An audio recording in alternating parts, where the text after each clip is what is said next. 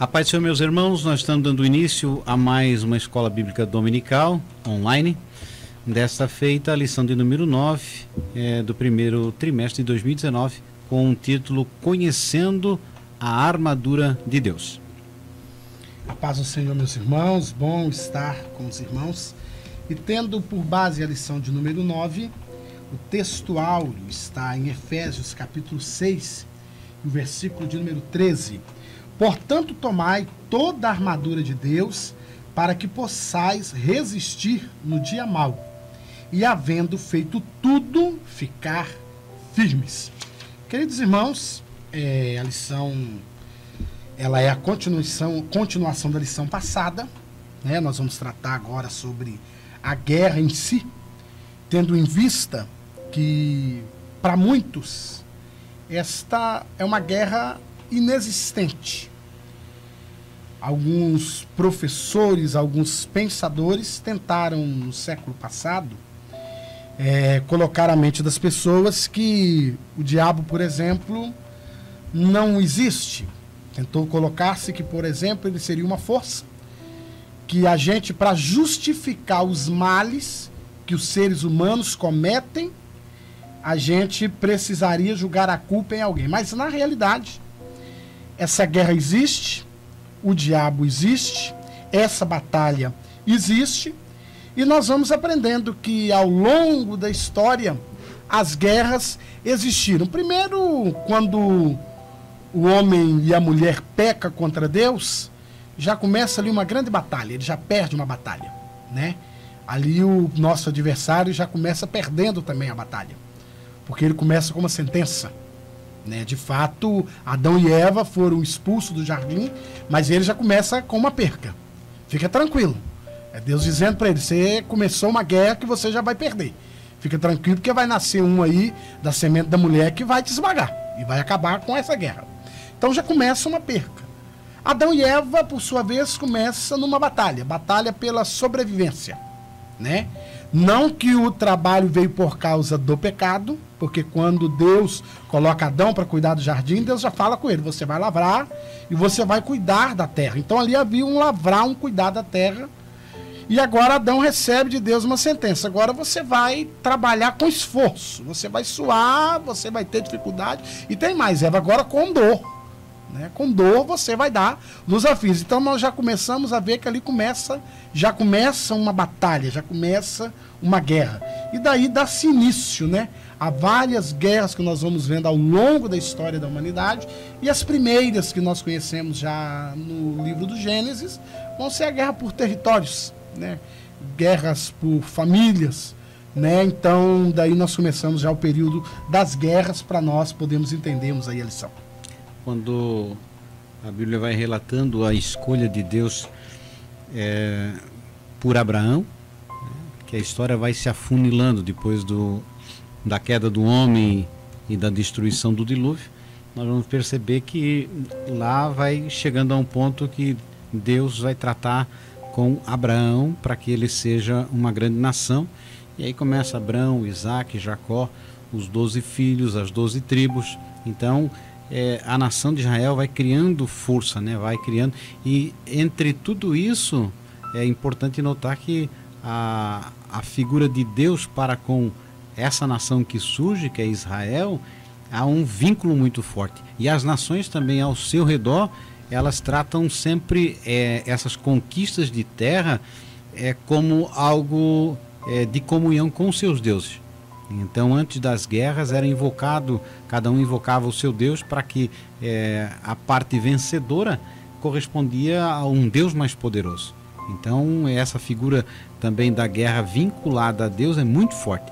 E nós percebemos isso, que quando Israel andava nos caminhos do Senhor e era obediente à vontade dele, sempre em toda a guerra, quando eles faziam o uso da arca, né, como a presença de Deus, e a levavam junto, Deus honrava aquele povo. E o inverso também é verdadeiro. Quando eles desagradavam a Deus, não obedeciam às leis de Deus, se afastavam do Senhor, eles iam para a guerra e eles não prosperavam, apesar de ser povo de Deus, mas eles voltavam para casa derrotados. Não poucas vezes até no caso do Reino do Norte, que foi levado cativo, justamente pela desobediência. Judá ainda permaneceu até o ano 522, creio que é isso, porque ainda temia mais ao Senhor. Mas o Reino do Norte, ele foi levado cativo e perdeu. Por quê? Por causa da desobediência. Então a guerra, esse conflito, era uma forma de os povos resolverem os seus problemas, né? Olha, nós queremos um acordo, não dá para fechar um acordo, então nós vamos conquistar as terras. Quanto mais forte se tornava a nação, o povo, mais eles iam em busca de novas terras e novas conquistas, porque através de novas terras conquistavam também mais recursos financeiros e mais riqueza para a sua nação. E interessante que a figura de um Deus poderoso com o povo hebreu na guerra, ela é bem vista na questão quando eles vão passando pelas campinas de Moabe. O rei dos Moabitas chegou à conclusão que ele não poderia vencer o povo de Israel, o povo hebreu. Por que ele não poderia vencer? Não só pela quantidade de pessoas que atravessariam a campina, mas porque havia uma notícia. Há um Deus com eles, que peleja por eles. E a primeira notícia que o rei dos Moabitas recebe, que é Malaque, no caso, recebe, é o seguinte: eles são aquele povo que saiu do Egito e Deus fez perecer, por causa deles, Faraó e seus cavaleiros. E até eles chegarem na Campinas de Moabe, eles já tinham enfrentado algumas guerras e vencido com a maior facilidade. E nós vamos ver que Deus estava presente nessa conquista de território. E depois da morte de Moisés acontece um episódio extraordinário. As muralhas caem, o povo toma posse da terra, mas na primeira batalha, por desobediência, o povo perde a guerra.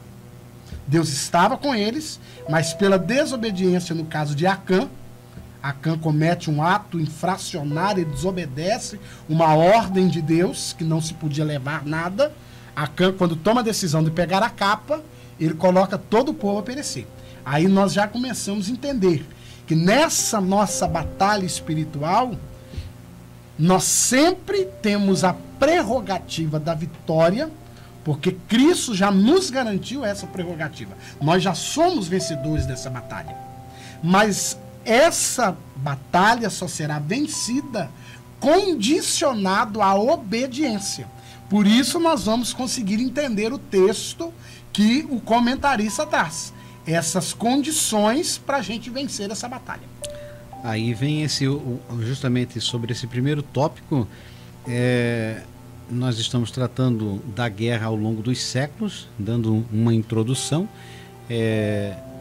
do costume dos povos, vinculado a isso a guerra aos deuses.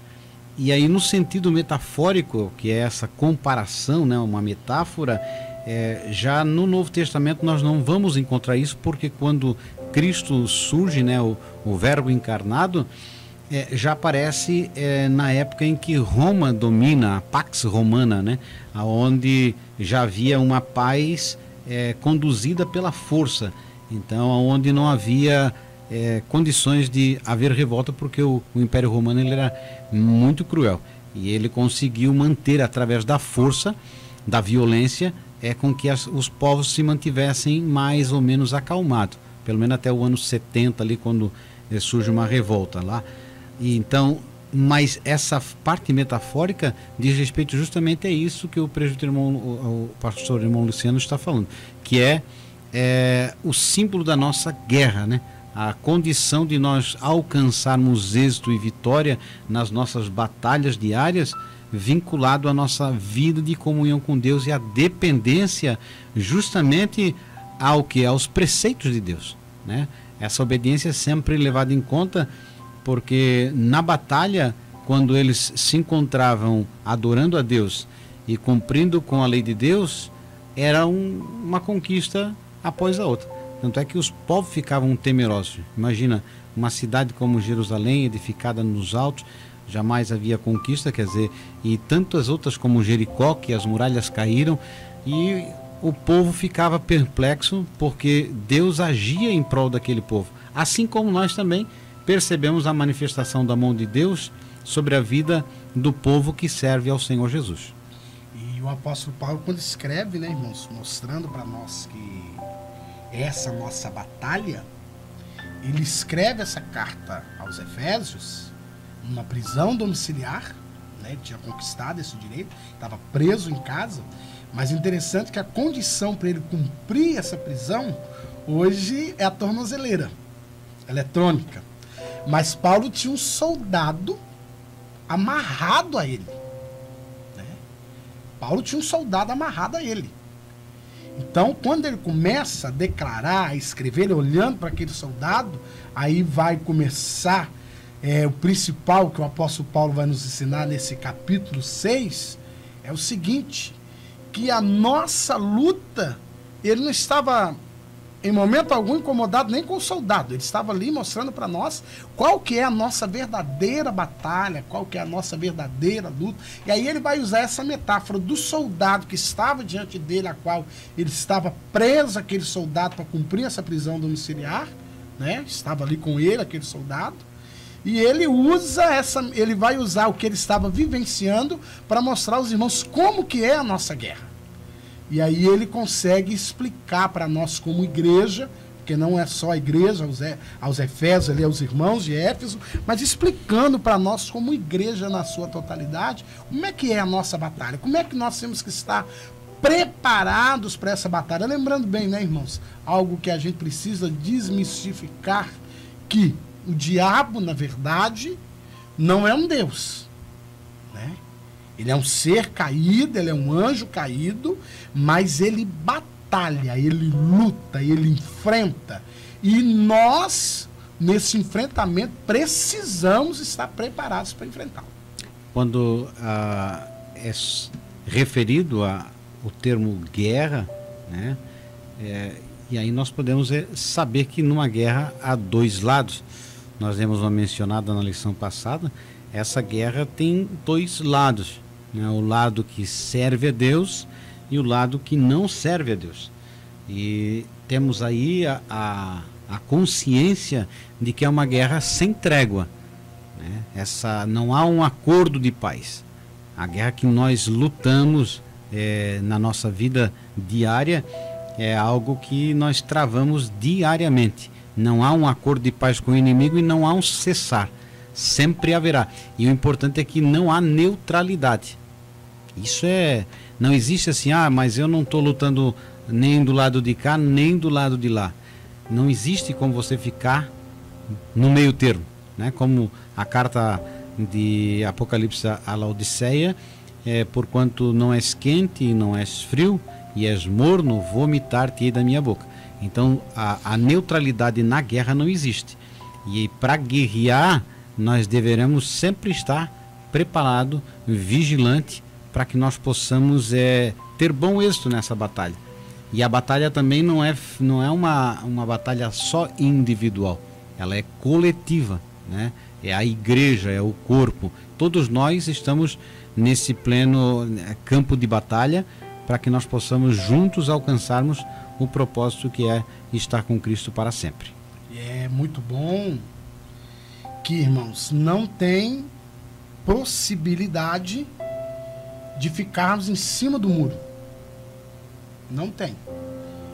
E em vezes, no Brasil de 30 anos para cá, tratou-se muito, começou-se o tratamento, os estudos sobre batalha espiritual. E eu acho interessante que o apóstolo Paulo vai focar em nos ensinar que nós, ao olharmos Atos dos Apóstolos, e ao olhar as igrejas que o apóstolo Paulo abriu, você não vai ver em momento algum Paulo pedindo licença, ou Paulo dirigindo-se aos demônios como alguém que comandava, mas Paulo vai mostrar que há uma batalha. Há uma batalha. E nós, como igreja, precisamos definir que, como não há neutralidade, eu não posso ser neutro, eu não posso, de repente, dizer, presbítero irmão Sérgio que lute essa batalha aí e eu vou ficar do lado de cá. Não, nós lutamos juntos. Porque nós lutamos, o que a igreja precisa entender, o que nós temos que entender como igreja, que nós fazemos parte de um reino. E nesse reino, a posição tomada favorece todo o reino, ou prejudica todo o reino. Então, muito interessante nessa batalha espiritual nós entendermos que é uma batalha, mas não uma batalha no que se tange, por exemplo, que é bom a gente desmistificar, que está sendo muito ensinado, e nós estamos aqui para confrontar, refutar e te fazer pensar. Atos dos Apóstolos ou o apóstolo Paulo mostra um ministério independente, ligado, fulano de tal, tem um ministério independente de enfrentamento de demônios. Você não vai ver Paulo ensinando isso. Você vai ver o apóstolo Paulo nos ensinando que há uma batalha, que há uma guerra que a igreja de Cristo peleja, que nós pelejamos. Nessa peleja nós somos vencedores. E por que não dizer, irmãos, que hoje nós vemos pessoas que o seu ministério, a sua vida, é fundamentado nos demônios. É fundamentada no que o diabo faz, o nome que ele tem, na ação dele. E na realidade, quando nós olhamos essa batalha que Paulo nos explica, que é a que nós estamos estudando, que é a batalha espiritual, ela é uma batalha na sua totalidade, mas de maneira nenhuma Paulo coloca o diabo num lugar de destaque. Ele coloca o diabo no seu lugar. Qual é o seu lugar? De tentador, de acusador, de causador de confusão. E eu, como igreja, como não sou omisso, eu estou do lado contrário. Eu, muito pelo contrário, eu estou lutando pela paz, eu estou lutando pela santificação, eu estou lutando para que o nome do Senhor seja glorificado, porque algo interessante que o diabo sempre vai lutar o contrário, é para que o nome do Senhor não seja glorificado.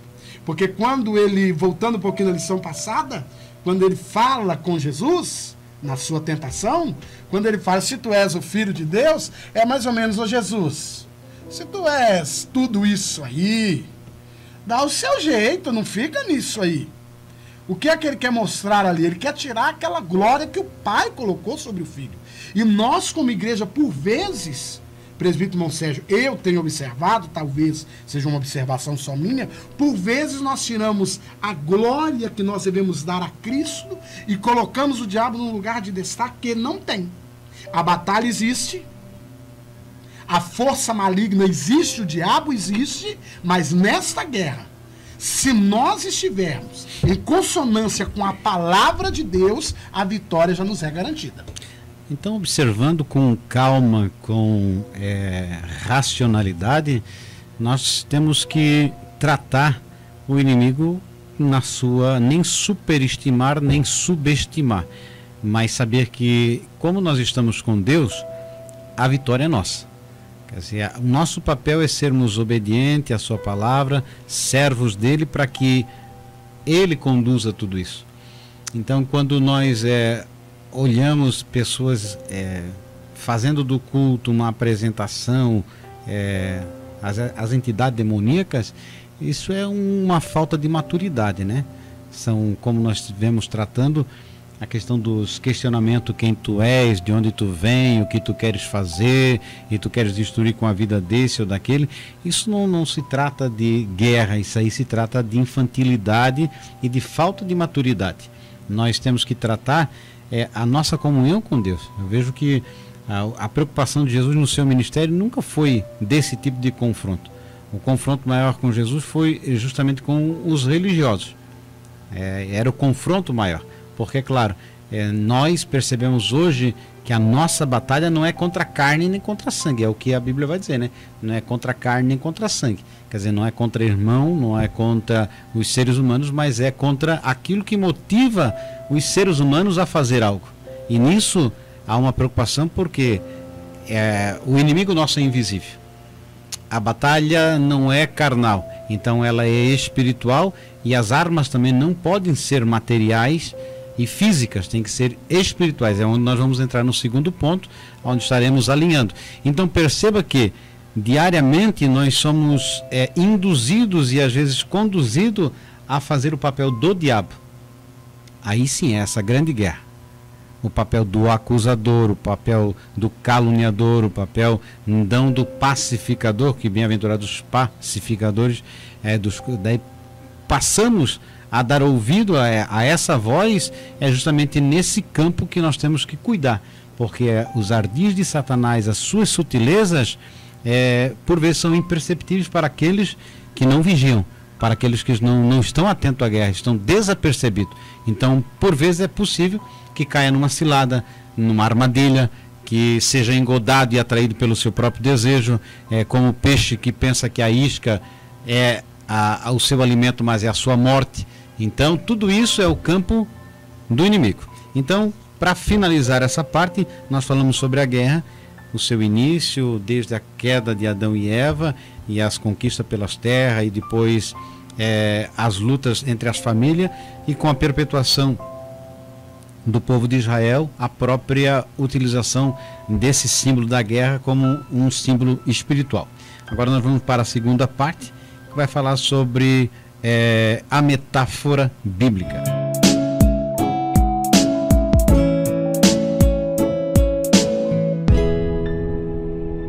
Pois é, irmãos, estamos aí já no segundo tópico da lição, metáfora bíblica, a armadura do soldado romano.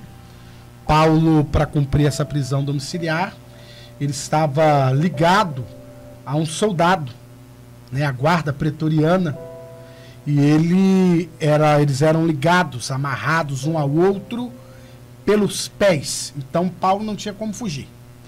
Então Paulo estava ali explicando, olhando para aquele soldado de uma maneira metafórica. Ele quis explicar, ou explicou, como nós deveremos estar portados ou armados para vencer essa batalha.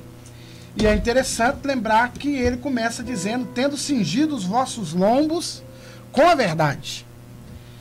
E, irmãos, algo muito difícil, não deveria ser, mas é você viver uma vida de verdade.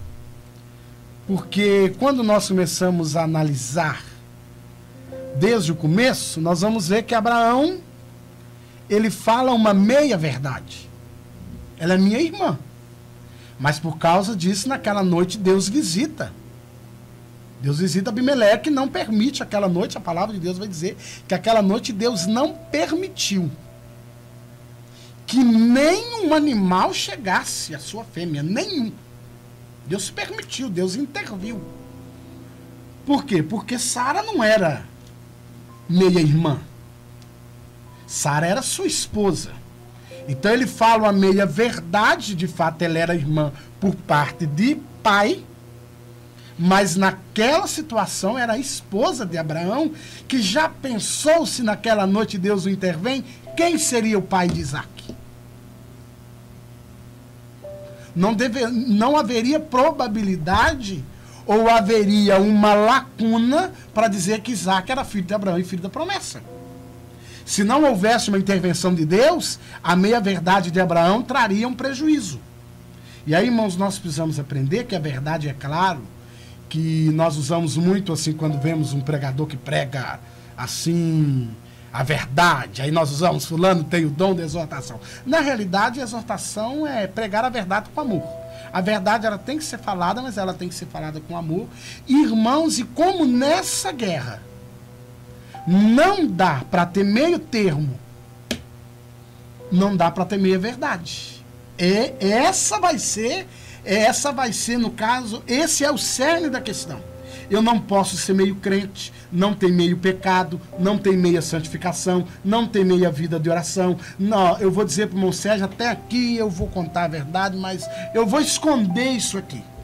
E aí, irmãos, eu não posso esquecer que do presbítero, irmão Sérgio, eu consigo esconder. De Deus eu não escondo. E o meu adversário, ele sabe. Ele sabe. Ele não sabe o que eu pensei, mas ele sabe o que eu fiz. E normalmente eu falo meias verdades.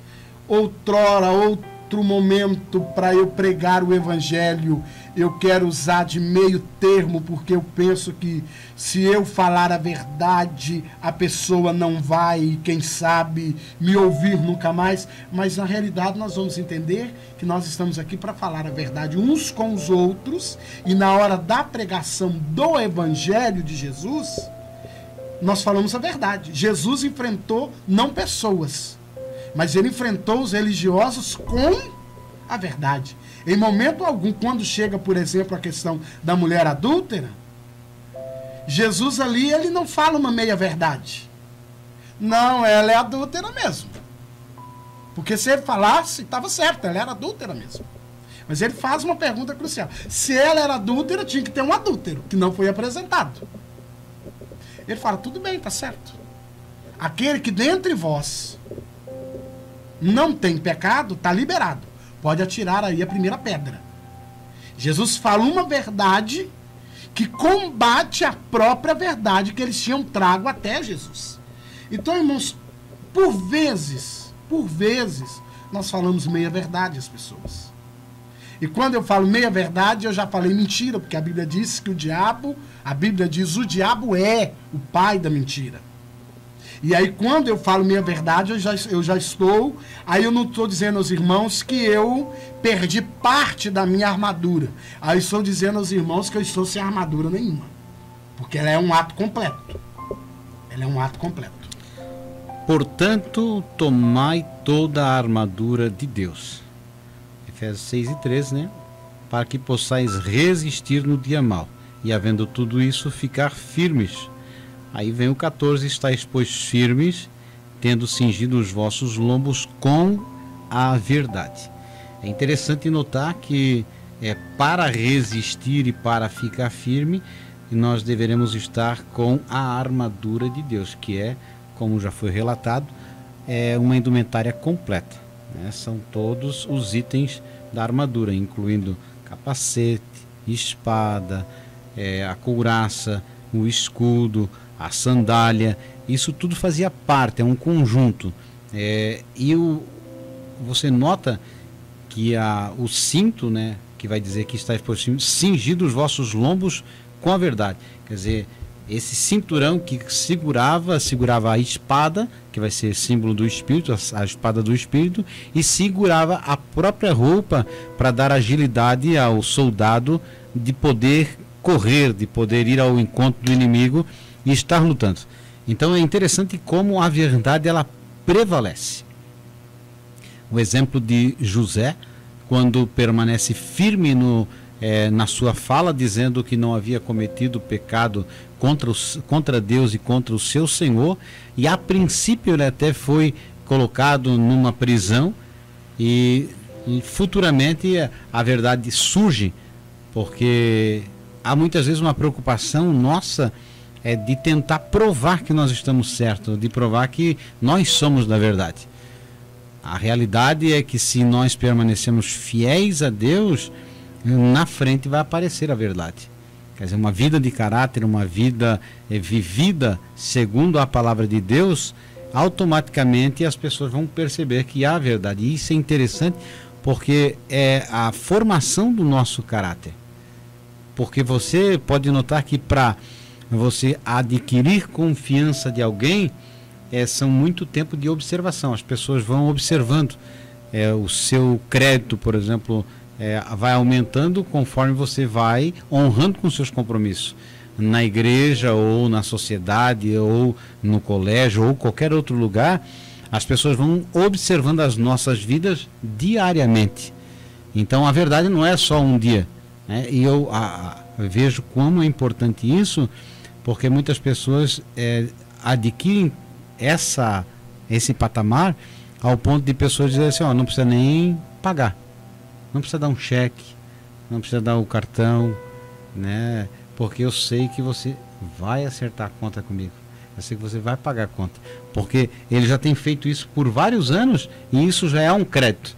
Ou de repente, o fulano de tal disse que vai chegar às 5 horas da tarde, então ele sabe que vai chegar às 5 horas da tarde, porque ele é pontual, ele é verdadeiro. Quer dizer, se faltar é porque deu um acidente, deu um problema, mas usualmente ele chega no horário de trabalho, no horário indicado.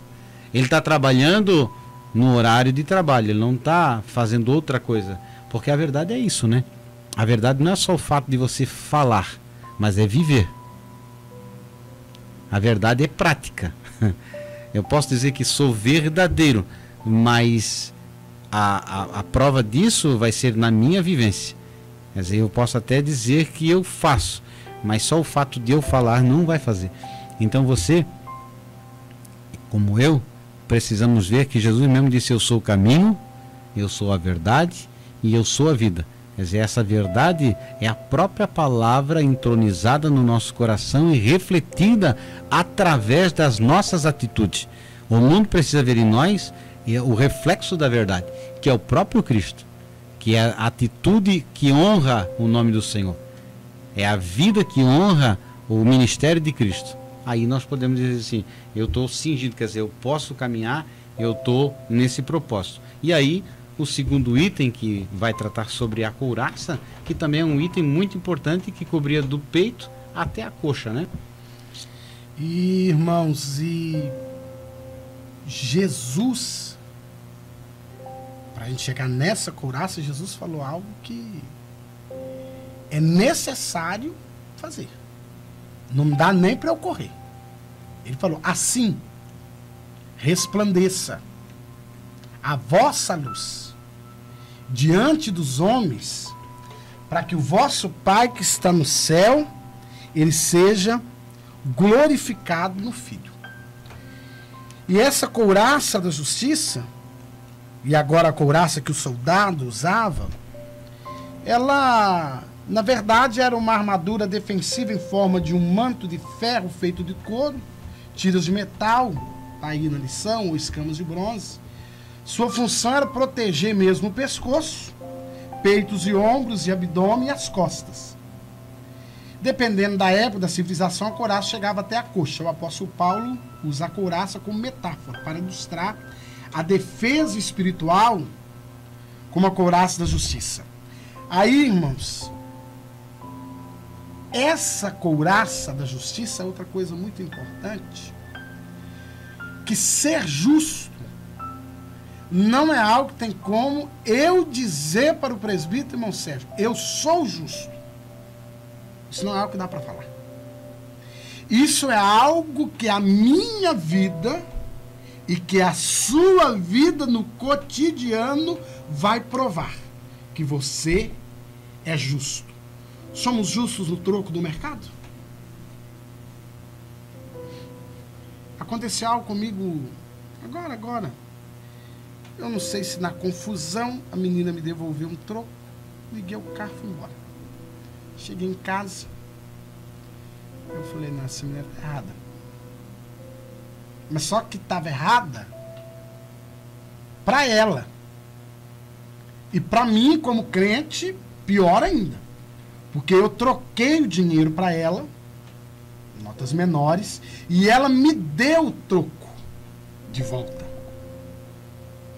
Aí quando eu voltei lá, levei a nota, mostrei para ela, falei: ó, eu troquei com você R$50, tudo em nota pequena.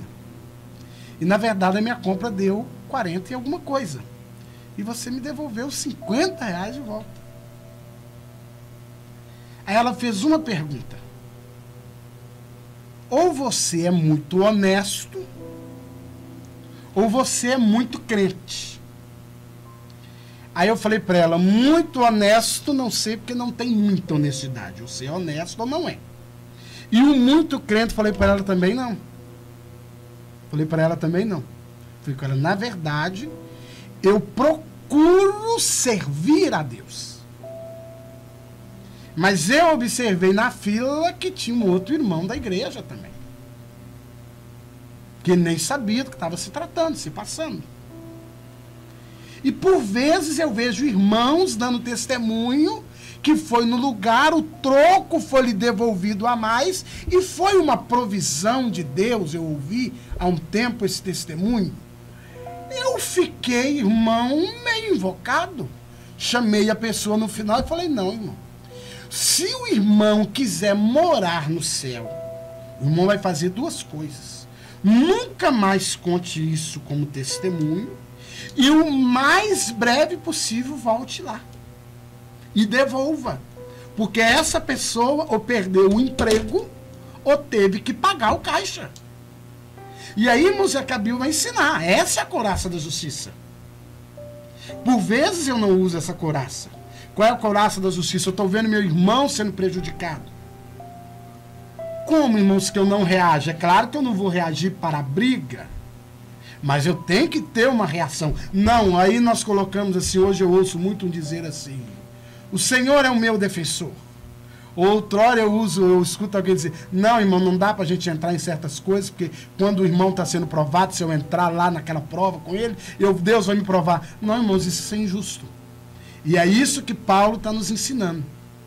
Que para eu enfrentar essa batalha que é invisível, eu aqui, mas o presbítero irmão Sérgio, você que me assiste e você que nos assiste, nós estamos aqui, calça jeans e camisa normal.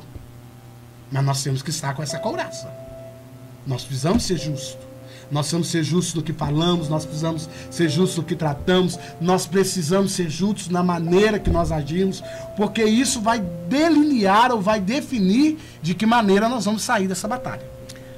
Quando nós observamos que essa couraça para proteger o coração, os órgãos vitais, essa parte importante, ela vai demonstrar o quanto a justiça divina recai sobre nós, né? Como foi falado aqui, é um adendo que por si só a nossa justiça são como trapo de imundícia, né? Por mais que nós imaginemos ser justo, sempre há injustiça no ser humano.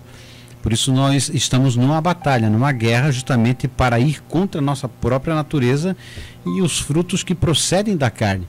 Então a justiça divina, ela vai nos mostrar que assim como Cristo morreu por nós, né, sendo nós injustos, sendo nós pecadores, ele vai até chegar ao ponto de dizer que nós devemos amar o nosso próximo não como nós amamos a nós mesmos, mas como Cristo nos amou. Olha a grande diferença.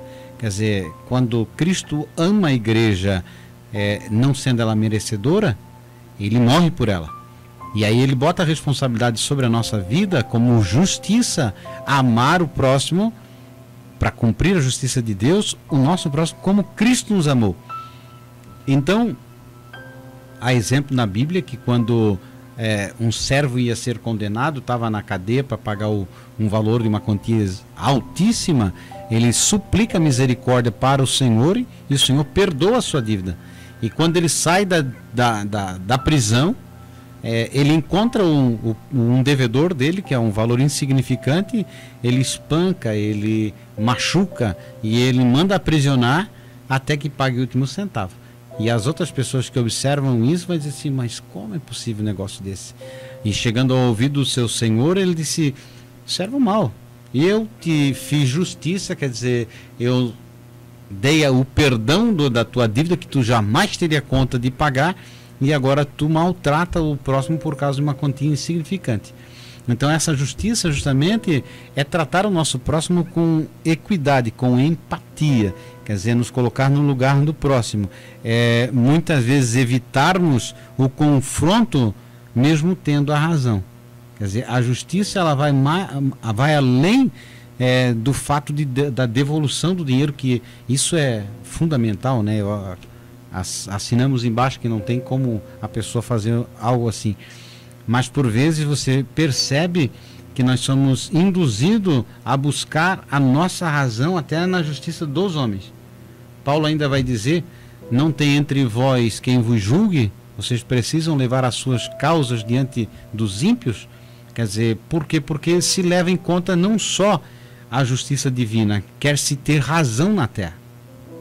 E justo é ser o quê? É tratar o próximo como Cristo nos tratou. É muitas vezes perder para poder ganhar. É muitas vezes dar a razão para o próximo porque você precisa conviver com o mais fraco.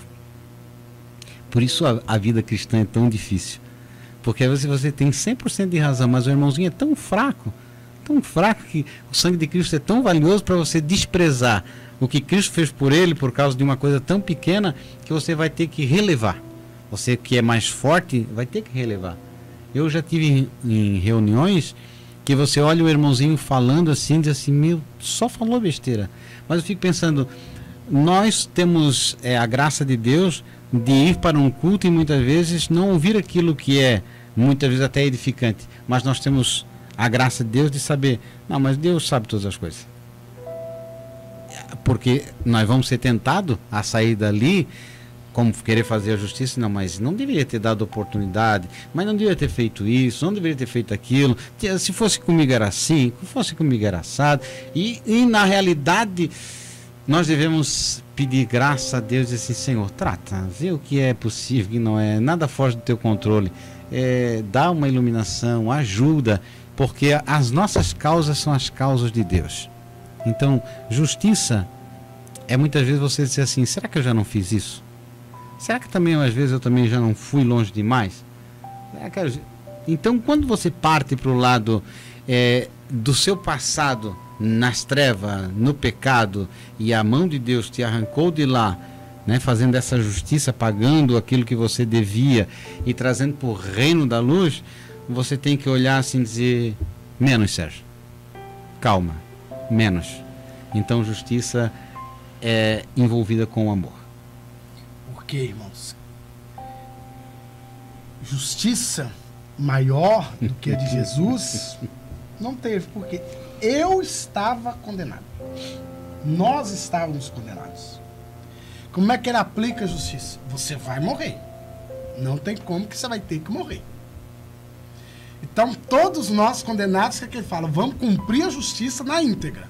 Só com uma diferença, eu vou morrer no seu lugar.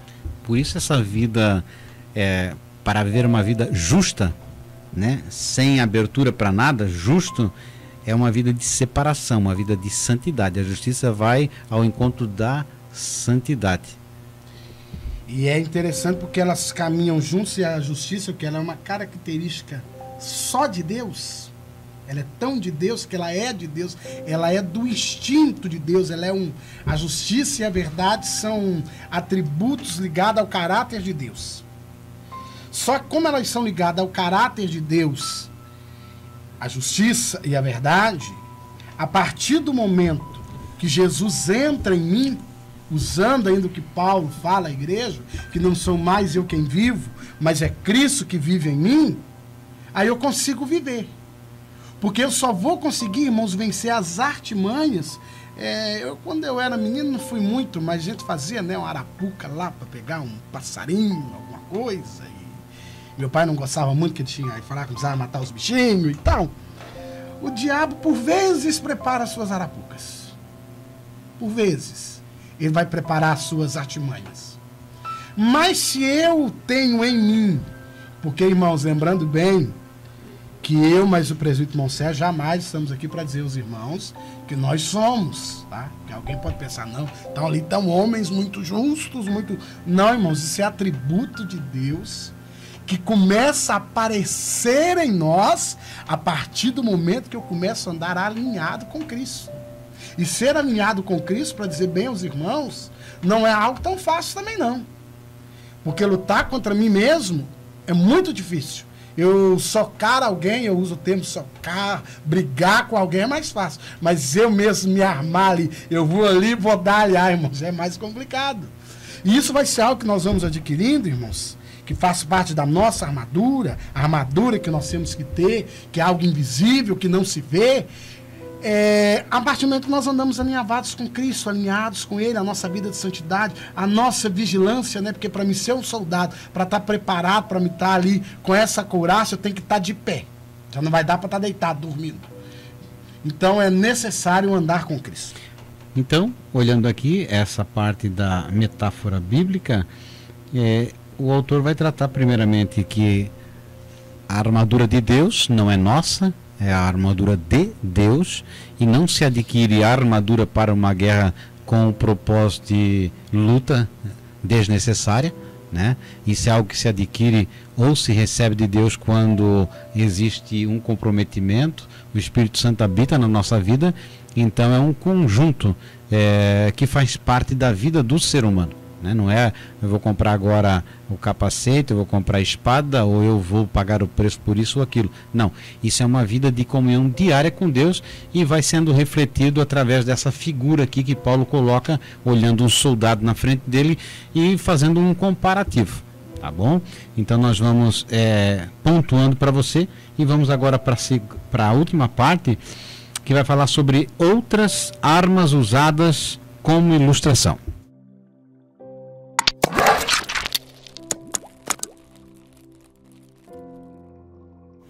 Muito bem, então nós estamos aí na lição de número 9, conhecendo as armaduras de Deus.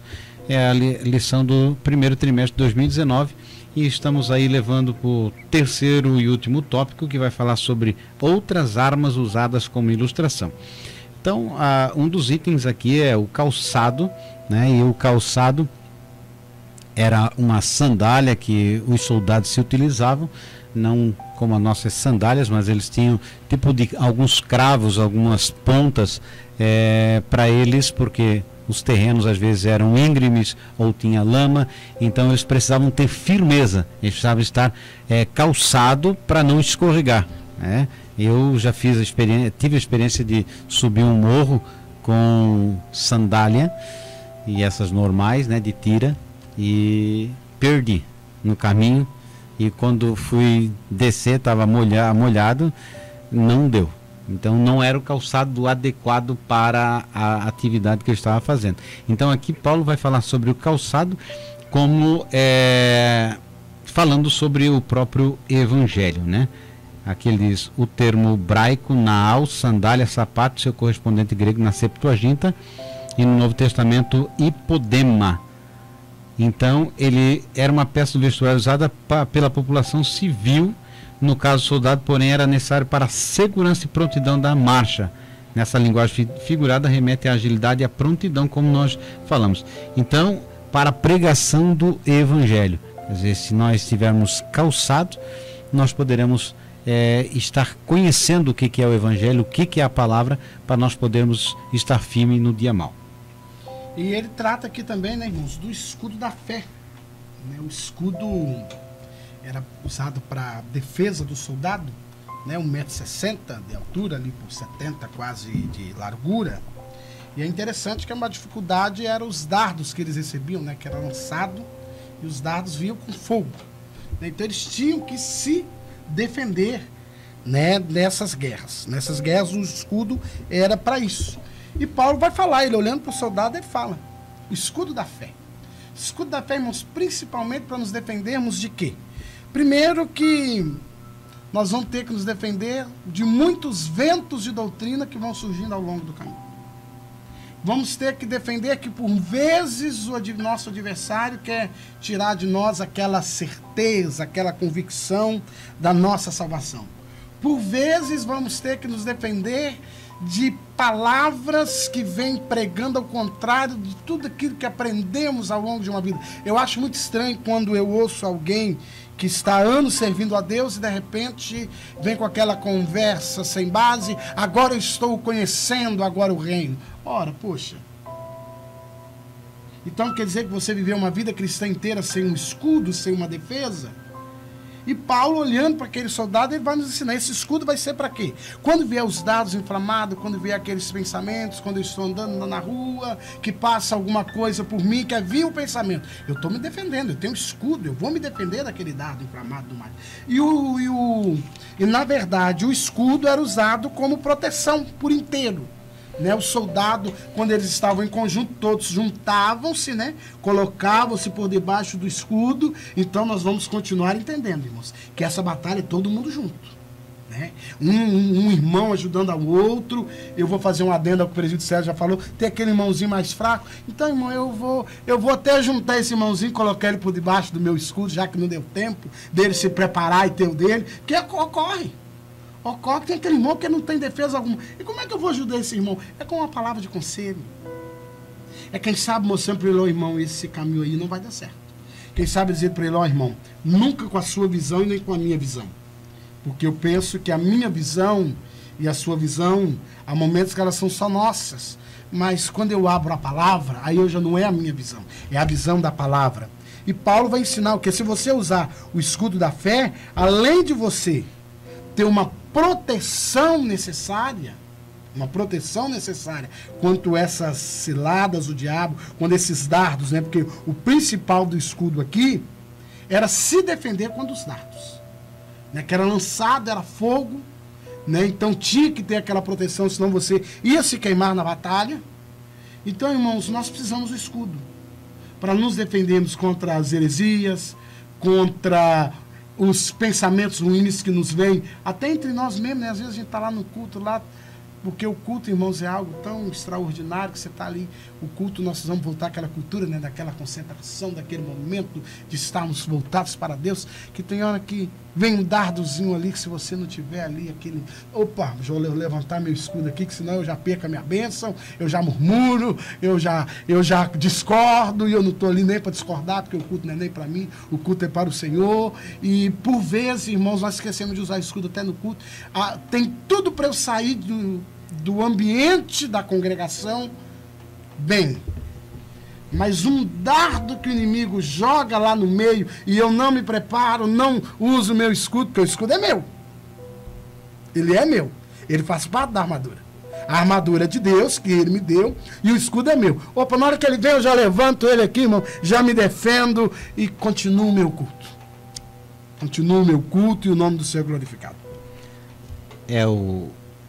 A sandália, é a couraça, nós vamos ver o escudo, que foi falado, e o capacete. Então você percebe que todas essas indumentárias que fazem parte da armadura de Deus são para nossa proteção, não é para o ataque, né? O cinto, ele segura tanto a roupa, essa couraça e a espada, como nós percebemos aqui que o embate é mais de resistência do que enfrentamento. A nossa posição está mais em permanecer firmes no Senhor, como disse lá, para que possamos resistir. Então, eu e você somos afetados por tudo que vem de fora, mas nós temos sempre como combater, porque Deus nos dá as ferramentas necessárias para nós resistir. E uma das coisas que vai ficar perceptível agora, tanto o capacete o capacete da salvação e a espada, que são os últimos itens, e nós já vamos começar a comentar, é que você percebe que há uma importância muito grande dada à verdade e à palavra e o evangelho. Quer dizer, se é uma coisa que nós temos que amar e viver e usar ela como ferramenta para destruir as obras de Satanás, é a verdade, é a palavra. Jesus, quando é confrontado com meia-verdade, né, quando o inimigo diz, está escrito, usando o texto fora do contexto, Jesus corrige dizendo, está escrito assim também. Quer dizer, não é só tudo posso naquele que fortalece, é ler antes. Por que Paulo fala isso? Ele vai dizer porque ele passou por isso, por aquilo, pela dificuldade. Aí no final ele vai dizer, tudo posso. Quer dizer, tudo posso é passar a perseguição, o naufrágio, o açoite, as dificuldades, ser traído, porque o Senhor me fortalece para que eu resista a isso. Então, não é um texto fora do contexto, para virar um pretexto. É a palavra aplicada na sua essência para o objetivo que é proclamar a salvação em Cristo Jesus. Por isso você, professor, e você que fala a verdade, fale a verdade. Não seja alguém que utilize da palavra, às vezes, para confrontar alguém. O evangelho, quando eu vou pregar uma mensagem da palavra de Deus, eu estou lendo a palavra, e o Espírito Santo me ilumina acerca daquele texto, e eu desenvolvo através do Espírito Santo uma mensagem para a igreja. Não estou pensando em alguém que me fez algo ou uma situação que eu saiba e utilizo da verdade com o objetivo de ferir, de machucar e de mostrar um erro. Não é uma revelação do Espírito Santo. Então é um perigo. Utilizar uma espada sem habilidade, você corta, machuca. Pegue uma criança e dê uma faca afiada e pode ocorrer uma desgraça. Então, a utilização da verdade, Jesus disse, como foi falado anteriormente, é adultério, mas tem que ter as duas partes. Então, eles estavam usando a verdade para botar Jesus numa saia justa, para tentar colocar ele numa situação difícil. Não estava usando a verdade para a edificação própria da comunidade. E você pode usar a verdade com o objetivo de destruir a pessoa. Está escrito assim, assim, mas não é nesse sentido que está escrito. Por isso, quando nós estudamos a Bíblia, nós temos que ver que foi uma palavra escrita no Velho Testamento para o povo judeu, vivendo lá no Oriente, numa situação diferente da nossa, no tempo do reinado, não da monarquia, não da democracia, para uma cultura diferente, mas podemos aplicar o que? Os princípios. O princípio da verdade, da honestidade, da fidelidade. Os princípios sempre permanecerão mesmo. Então, eu creio que agora, como nós estamos falando do capacete da salvação para proteger a nossa mente de pensamentos malignos e falando da espada do Espírito, é muito importante nós sabermos utilizar com sabedoria e graça do Senhor Jesus. E interessante, irmãos, eu gosto até muito de deixar bem fixo, para fixar, o presbítero Monserrat falou aqui, que são armas que Deus nos dá para defesa. Não para ataque. Não é para sair atacando as pessoas. A verdade. Eu sou muito verdadeiro, mas, irmãos, a Bíblia também vai me ensinar que a palavra dita ao seu tempo, como maçãs de ouro e elas sal de são prata. como maçãs de ouro. Ah, então, quer dizer, é verdade, mas eu vou examinar, pensar o momento certo. E principalmente, irmãos, quando é a verdade, que eu vou usar para falar com alguém na frente de pessoas, a fim não de edificação, mas de destruição. Quantos estão hoje afastados da casa de Deus, porque foram lhes falado a verdade, mas de maneira imprópria e no momento impróprio. No momento impróprio. E o apóstolo vai nos ensinar o quê? Usa o capacete da salvação até para você não ser induzido. Porque, irmãos, eu vi uma situação um dia e coloquei outra no meu coração. Eu quero ser lembrado no meu ministério nunca pelas pessoas que eu excluí. Isso eu nunca quero ser lembrado. Nunca pelas pessoas que eu falei a verdade e nunca mais voltaram à igreja. Eu prefiro ser lembrado por alguém dizer: eu estava fraco, cheio de problema, e o pastor me ajudou. Porque eu vejo que tem irmãos que tem nele uma alegria. Eu disciplinei, eu botei para fora, eu fiz valer a verdade, eu deixei o arraial limpo. E lembrando, irmãos, que a eira é do Senhor, o arraial é dele, as ovelhas é dele. E Jesus ainda conta a parábola dizendo que deixou 99 e foi procurar que estava errada. Ela estava errada, ela nem vai ser procurada. Mas ele foi lá e procurou errado. E o apóstolo Paulo fala: usa o capacete para quê?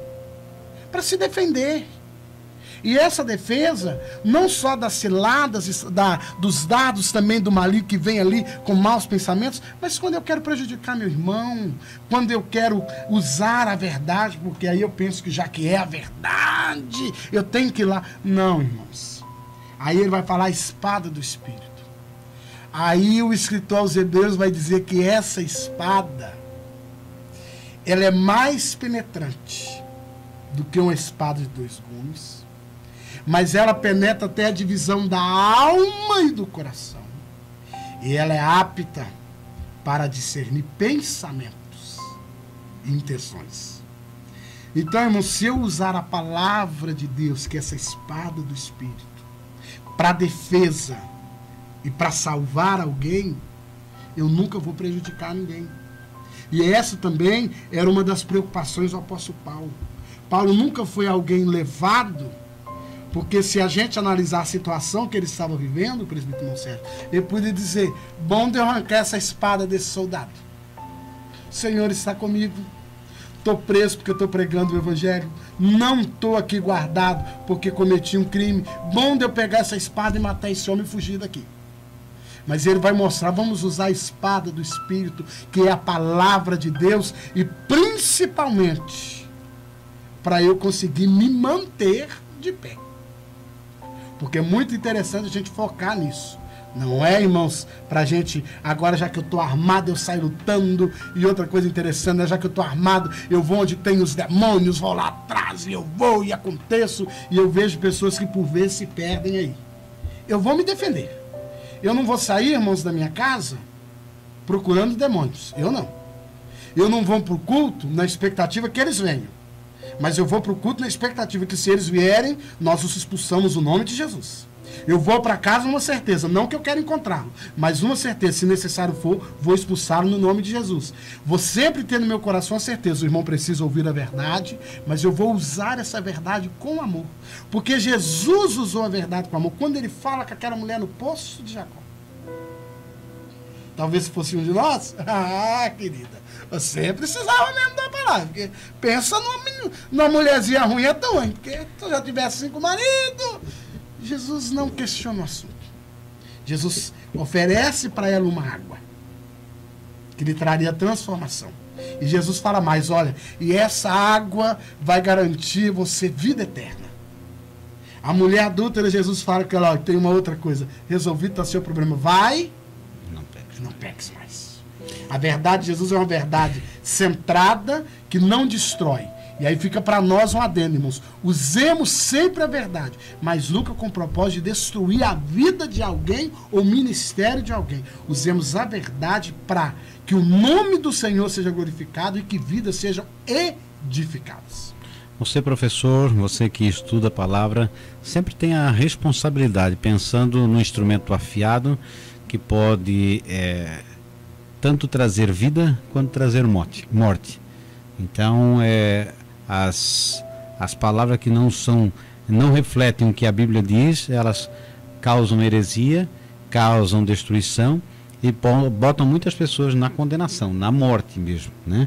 Então nós olhamos aqui que depois de tomar todos esses elementos da indumentária, o Paulo vai falar assim, orando em todo tempo, com oração e súplica no Espírito, e vigiando nisso com toda perseverança e súplica por todos os santos. Isso é importante você firmar no final dessa lição e aprender a importância, com toda essa indumentária sendo guiado pelo Espírito Santo, que é o fundamental na nossa vida, sabermos aonde devemos ir e o que devemos falar, por que devemos falar, aonde devemos nos calar, sempre guiados pelo Espírito Santo de Deus, assim como foi Felipe, né, pregando, saindo de servir as mesas, ouve a voz do Espírito para ir ao caminho de Gaza que estava deserto, e lá ele faz a obra de Deus. Seja você instrumento de Deus também, sempre guiado pelo Espírito Santo. E aqui fundamentalmente importante demais, orando.